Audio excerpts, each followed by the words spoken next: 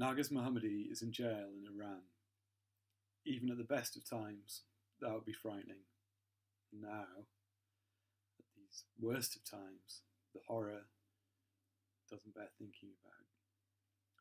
And one of the many awful things about this situation is that it's needless. She shouldn't be there. She should be set free now. When she was sentenced back in May 2016, the Revolutionary Court of Iran gave her 16 years for being a member of an organisation called Step by Step to Stop the Death Penalty and for committing propaganda against the state. One of the main focuses of that so-called propaganda campaign was to stop the state killing young offenders, which is to say, children. She was thrown into Evin prison. For a while she was there with Nazanin Zaghari-Ratcliffe. She's had to endure solitary confinement. She's been ill. She has a neurological disorder which causes muscular paralysis. But Evin prison officials have often denied her access to a neurologist. She's gone on hunger strike, and her health continued to deteriorate even before COVID-19 came. In spite of all that, her reaction has been to continue to speak out. This past December, she released a letter about recent killings in Iran. She said, "The state has shown that it is not able to tolerate the most peaceful of protests. Even its reaction to a silent march has been to fire bullets." There's a lot more to say about her story and her defiance that I'd urge you to look into. Of course, when you read that story, you'll want to help. And for Narges, there is something we can do. Her friends and supporters have set up a website, humanrightsontop.wordpress.com. And if you go to that, one of the first things you'll see is a gallery of photos of mountains from around the world. The website explains, foremost, we hope to raise awareness for Narges Mohammadi's case so that she's released and free to explore all these mountains and places along with her family. Her hobby used to be mountain climbing, but when she was a university student, she was banned from mountaineering because of her political and human rights related activities. But now people are sending her pictures. I don't know if she can actually see them in prison, but there's still something about this gesture. The photographs represent beauty and freedom, an alternative world where Narges is able to roam and feel the wind on her face. But the pictures are also touching as individual acts of kindness. The people who've gone to the trouble of sending them are really sending solidarity. So I've tried to take inspiration from them in the reading that follows. I want to give my own small gift to Narges, which will be a walk on the mountain I love the most. And of course, at the moment, I can't go there, so it feels extra poignant. Actually, it's more of a hill. It's called Whitbarrow, and it lies on the edge of the Lake District. Its summit is only 705 feet above sea level, but that summit does glory in the name of Lord Seat. The rest of the hill, meanwhile, a long, exposed limestone escarpment laid down in the Carboniferous period 350 million years ago, is the site of special scientific interests. It's an incredible place, but don't take it from me. In his book, The Outlying Fells of Maitland, the great bard of fell walkers, Alfred Wainwright, describes a walk up Whitbarrow as the most beautiful. It's beautiful every step of the way. All is fair to the eye on Whitbarrow, which is true. But I love it especially because it's the hill behind my mum's house, and I go up there all the time. From her front door, I just turn left onto a farm road and I'm climbing.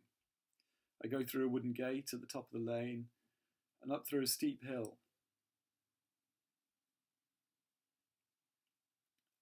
I go through a wooden gate at the top of the lane and up through a steep field where lambs play in spring. In winter, if it snows, the sledging there is second to none. At the end of that field, there's a stile leading into a small wood, where I imagine at this time of year there's a carpet of bright bluebells and the heady smell of wild garlic. Then there's a short, slippery trudge through the wood, which takes you to 3 old stone steps up the side of the wall. Then a steep diagonal path up a bank onto a stony, muddy track, which is inexplicably marked as a road on some maps, and so every so often it destroys a luckless, lost saloon car. Leave this path quickly. Cut up towards the right, through another field, stonier now and scrubbier. There are thick bramble bushes that deliver sweet and tangy blackberries in early autumn, and scratches for the unwary the rest of the time. Another gate, a short climb, then it's just sky and the long stretch of the escarpment. The path cuts through a small declivity, so you don't get the full view yet, but no matter. The hilltop itself is lovely enough. It's a big, empty expanse of brown grass and heather and rocks, punctuated by just a few wind-battered trees and hawthorn and juniper bushes. It's bleak and stony, but that has its own rugged charm. Not to mention its own interest. There's a limestone pavement to the left of the path, which is a geographer's dream of clints and grikes. It feels like a special ancient place. On we go. Don't get too distracted, because the track is generally pretty muddy. There are loose rocks to watch for. Also, gigantic, hairy, red cows with long horns. They don't do much more than stand around, chewing the cud, and looking scenic, but let's not bump into them. Path's flat now, right in the top of the outcrop.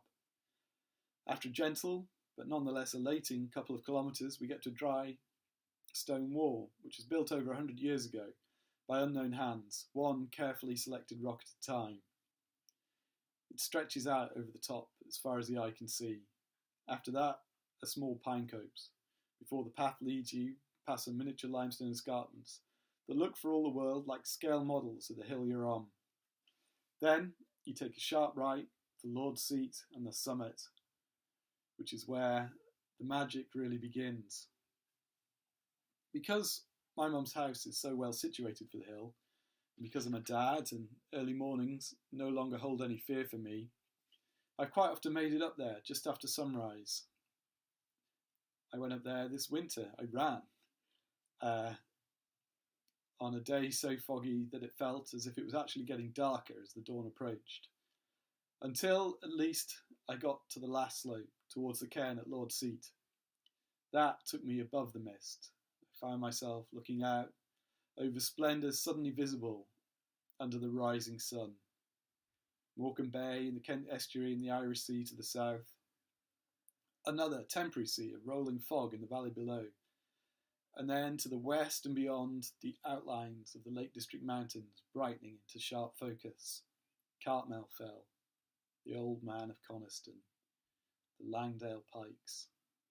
The names are evocative enough in themselves, but it's the feeling you get. The strange elation of mountains, of their long campaign against time, of their hugeness in the face of humanity, of their stillness and silence. These are places we can't touch and we can't spoil. I can't properly verbalise that feeling, but it's the same excitement that moved the romantic poets to write about sublime nature, and, I'm guessing, which motivated all those people to send in pictures for Narges. In the morning, you get an extra selfish pleasure too, if you get there early enough, because Lord's Seat can be yours. You can be king or queen of the mountain. Later on, there'll be more panting joggers. Walkers will enjoy well-earned cups of tea. There won't be so many people that it ruins things. Everyone I've ever met at the summit has been cheerful. But there's something special of feeling alone amongst all that beauty. I enjoy that solitude especially in normal times, because I know it will soon end.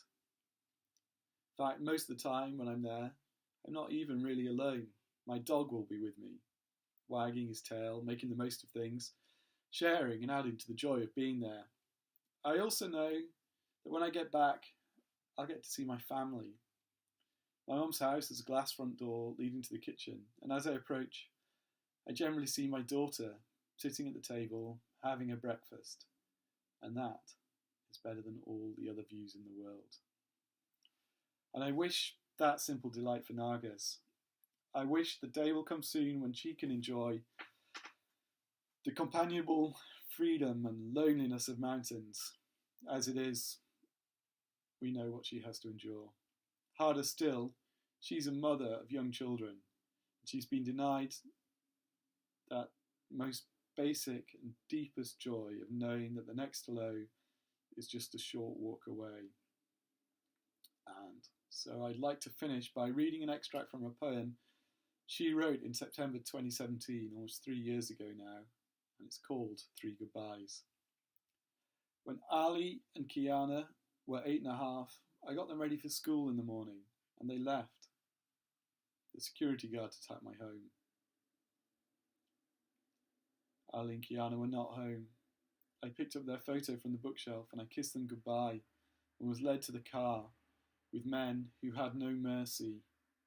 And now in September 2017, I've not seen them for 2.5 years. My writing might not be correctly worded, but it has the certainty of feeling the pain of mothers throughout history. The mothers who take pride in their conviction from one side and feel the pain of conviction being away. Their children taken away. It's gone time she was allowed to see them.